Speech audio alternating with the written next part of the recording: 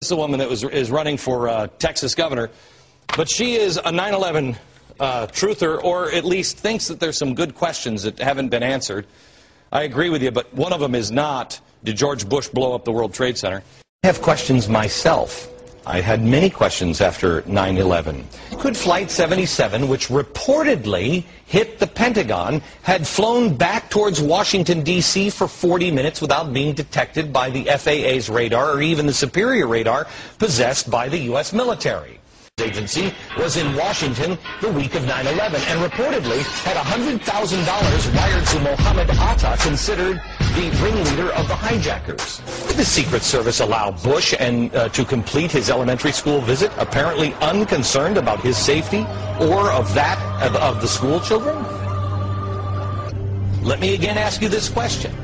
If you believe that about your government, wouldn't you want to find out who in our government was trying to kill innocent Americans? 3,000 innocent Americans? Wouldn't that be a top priority? I play a version of that on my radio program every year.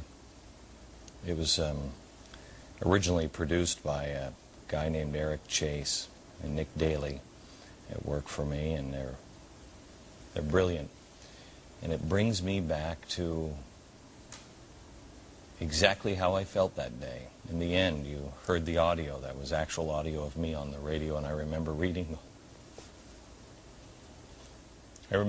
those headlines as we thought that there would be many more dead that day. I have been playing some of that audio for 8 years now. I'm on the radio between 9 and noon Eastern, and so I watch the memorial services every single year.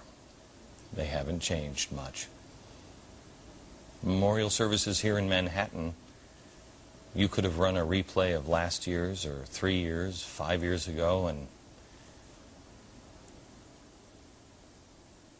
Ground Zero to me looks exactly the same as it did.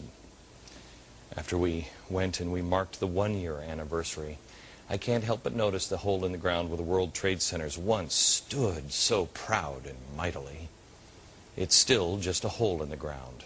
Year after year after year after year.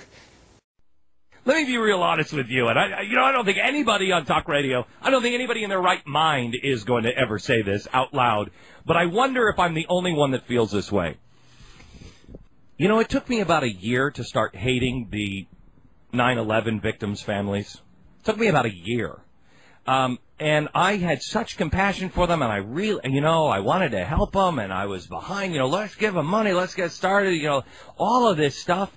And I really didn't, all the 3,000 victims' families, I don't hate all of them. I hate probably about 10 of them. But when I see, 9/11 victim family, on television or whatever, I'm just like, oh, shut up. I'm so sick of them because they're always complaining, and we did our best for them. And again, it's only about 10. But the second thought that I had when I saw these people and they had to shut down the Astrodome and lock it down, I thought, I didn't think I could hate victims faster than the 9/11 victims. These guys, when you see, and it's really sad, we're not hearing anything about Mississippi. We're not hearing anything about Alabama. We're hearing about the victims in New Orleans. This is a 90,000 square mile disaster site. New Orleans is 181 square miles. 108.2% of the disaster area is New Orleans. And that's all we're hearing about are the people in New Orleans. Those are the only ones that we're seeing on television are the scumbags. Again, and it's not all of the people in New Orleans. Most of the people in New Orleans got out. It's just a small percentage of those who were left in New Orleans or who decided to stay in New Orleans, and they're getting all of the attention. It's exactly like the 9/11 victims' families. There's about 10 of them that are spoiling it for everybody. I have questions myself. I had many questions after 9/11. I'd like to know about the whole Sandy Berger thing. That just seems weird, and it seems to me that Bush and Clinton were in on that one, both sides. I'd like to know about that one.